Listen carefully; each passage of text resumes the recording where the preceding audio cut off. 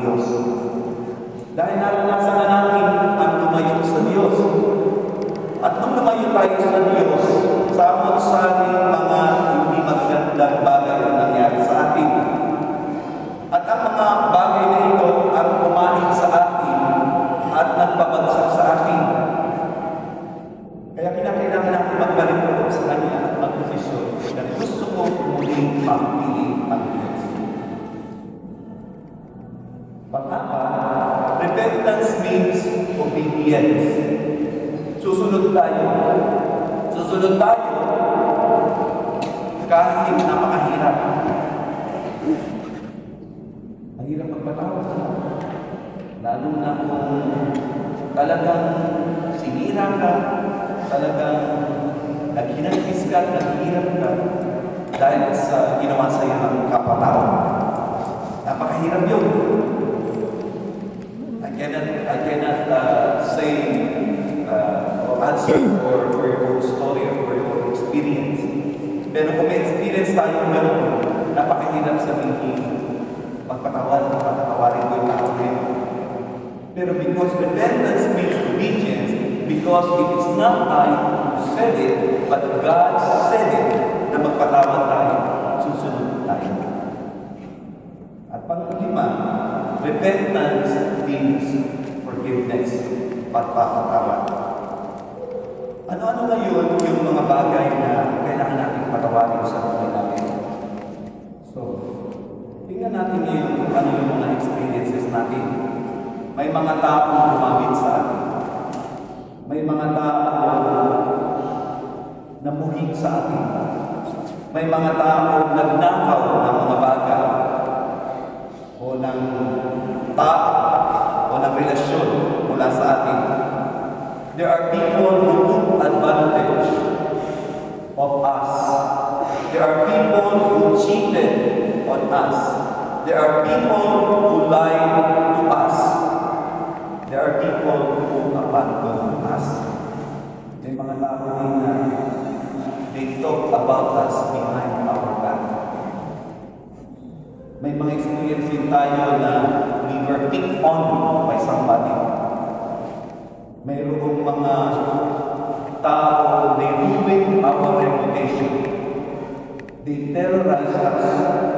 They never listen to us. There are people who abuse us. There are people who literally killed our loved ones. And there are people who took advantage of us. Yung mga nabanggit ko na ito ng mga tao, siguro ang bawat isa sa atin ang kakarinig. Siguro meron kayong ibang istorya, wala dito sa mga pinanggit ko. Pero lahat sa atin, naka-experience na kung saan tayo ay niloko, pinagsamantalahan, hinahin, pinagtaksinan. At ang mga bagay na ito, yung mga bagay na ito na nakasakit sa atin, ito pa yun yung pinagin natin. Katulad na sinabi ko kanina, we should obey the commandments of God that we should forgive. Kaya nga, pag usapin ng forgiveness, marami tayong nakikinig na tungkol sa issue na ito, sa topic na ito. At ang Eskriptura mula sa Lumang Tipan hanggang sa Bagong Tipan, maraming sinasabi tungkol sa pagpapatawad, lalong-lalo na ang Bagong Tipan. Kaya nga, kung ginamit tayo, ang utos sa atin, we should forgive. Kung meron namumuhi sa atin, ang utos sa atin, love our enemies. Kung mayroong nagnakaw sa atin, ang utos sa atin, katulad ng panalangin ng ating Panginoon, Father, forgive them, for they know not what they are doing. Kung may nagtaong who took advantage of us, we will pray for those who mistreat us. Ang utos sa atin, kung may mga taong nagsinungaling sa atin, o mayroong tao na mag-mislead sa atin, we will turn the other cheek. Yung kabilang mislead. And then, we were also being commanded to show mercy and compassion. For those people who talk about us behind our back, we should choose to forgive. And how do we forgive? Forgive 70 times 7. It's not about the number. It's about dun sa walang hanggan. Na pagka ang isang tao ay lumapit sa iyo at humingi ng tawad, patatawarin mo ito kahit na paulit-ulit na lumalapit sa iyo at humingi ng tawad. Ganun ang klase ng patawad. Then we were also being commanded that we will forgive because I have been forgiven. Ito yung pinakamaganda para sa atin. I will forgive because I have been forgiven. So kung mananasan natin na tayo pinatawad, magiging epektibo itong salita na ito that I will forgive because I have been forgiven.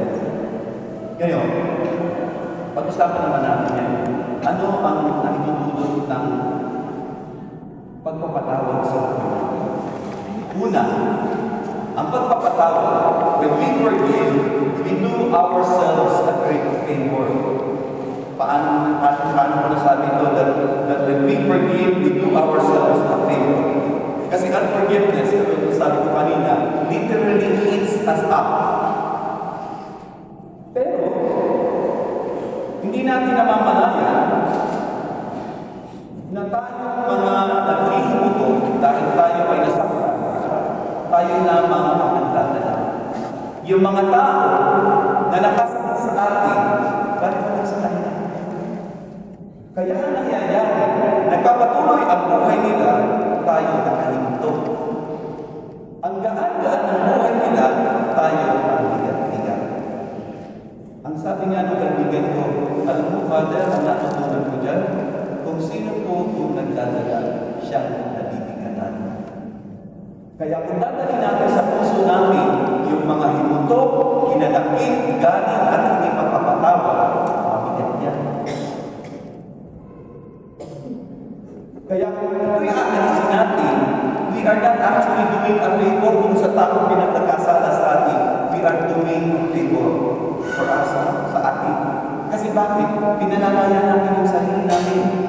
Pinapagaan natin yung sarili natin. Yung mga bitbitin at nagdalaki, iniaalis natin dahil masyado na mabigat. At yung bigat na iyon, hindi na natin kaya. Nalulubog na tayo ng sa lupa. Hindi na tayo makabukol at hindi natin ma-enjoy ang buhay. So, huwag natin dalhin. Huwag natin dalhin. Hayaan natin na yung mga tao nagkasala sa atin, sila ang magdala. At itinuturo din dito sa ito that when we forgive, we are doing ourselves a favor. That we should not let other people change us. Ang Panginoong Jesucristo ay hindi nagbago nung siya ay nagagawa ni Judas. Ang Panginoon ay hindi nagbago nung siya ay pinagpili sa Pedro. Ang Panginoon ay hindi nagbago nung siya ay pinag-reject, nung siya ay binuraan, nung siya ay pinaghirapan ng mga taong nagpapakot sa Kanya. Nanatili siya na may kapasidad na magmahal, unawa at magpatawad. So, gano'n din dapat tayo. Huwag natin hayaan yung mga tao na nakasalat sa atin. Baguhin tayo. Nagawin tayo isang magagaling na tao na ang lahat na lamang ay pinupuluhan. Na dahil tayo ay nasaktan, gusto rin natin makasakit ng ibang tao. Na dahil tayo ay ginawa ng masama, gusto rin natin gawin at imahagi ang kasamaan na ito sa ibang tao. Binabago tayo ng mga tao na nagkasala sa atin. Huwag natin hayaan yun. Hayaan natin na mananangin tayo na tayo ay may kapasidad na magmahal, may kapasidad na unawa,